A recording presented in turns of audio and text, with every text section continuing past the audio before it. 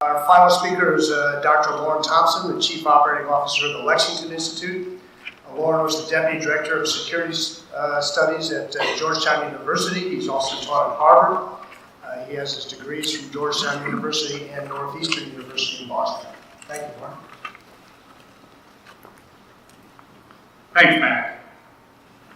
3 weeks ago, the Army's Vice Chief of Staff told Congress that his service is, quote, outranged, outgunned, and outdated. He's right. If Russia invaded Eastern Europe tomorrow, the U.S. Army would be very quickly overrun. The explanation we usually hear for the sad state of affairs is that NATO allies aren't spending enough on their own militaries, and that our military has been preoccupied with fighting terrorists since 9/11. But there's a more basic explanation. Americans spend very little money on their army, and that's the way it's been since the Cold War ended. The one thing you almost never hear in congressional debates about Army modernization is how its price tag compares with the other things that we spend our money on. So I thought today I'd give you a little bit of fiscal context to explain why the U.S. Army is likely to lose its next war. What I'd like to do first is demonstrate what a paltry portion of the federal budget actually goes to equipping the Army, and then I'd like to compare Army weapons outlays with the other ways that we Americans spend our income. So prepare to be shocked. First, the federal budget. The Obama administration's proposed budget for this year totaled $4.1 trillion, and if President Trump has his way, there will be more. Now, if you do some simple division, you discover that a country which budgets $4.1 trillion a year spends $11 billion a day. Let's compare that with what the Obama team requested for Army modernization. The total request, not counting emergency supplemental war funding, was $22.6 billion. That is 2 days worth of federal spending to meet all the Army's equipping needs for a full year. If you add in the additional acquisition funding and the overseas contingency account, it is still only about 2 days to spend it. Or said differently, it's about 1/2 of 1% of the federal budget. This abysmally low level of funding isn't just the result of the fact that 6 out of every 7 federal dollars go to non-military functions. Even within the military budget, Army modernization gets shortchanged. The Congressional Budget Office predicts that between now and the end of the decade, the Air Force will get 38% of Pentagon acquisition funds, and the Sea Services will get 35%. The Army will get 13%.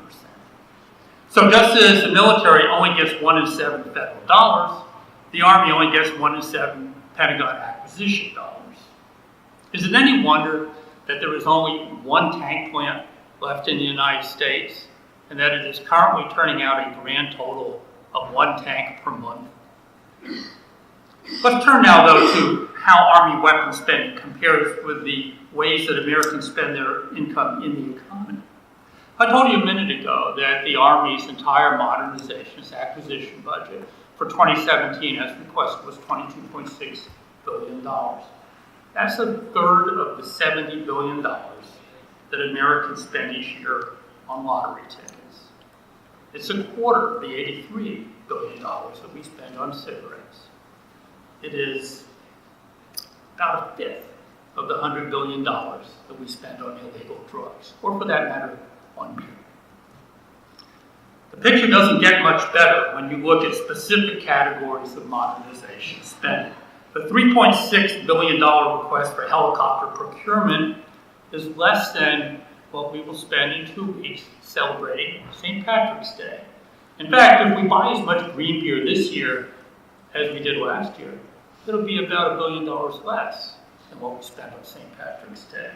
The $2.3 billion requested for wheeled and tracked vehicles is about what Americans are going to spend this year on tattoos, unless you count in the additional money they'll spend on having their tattoos removed.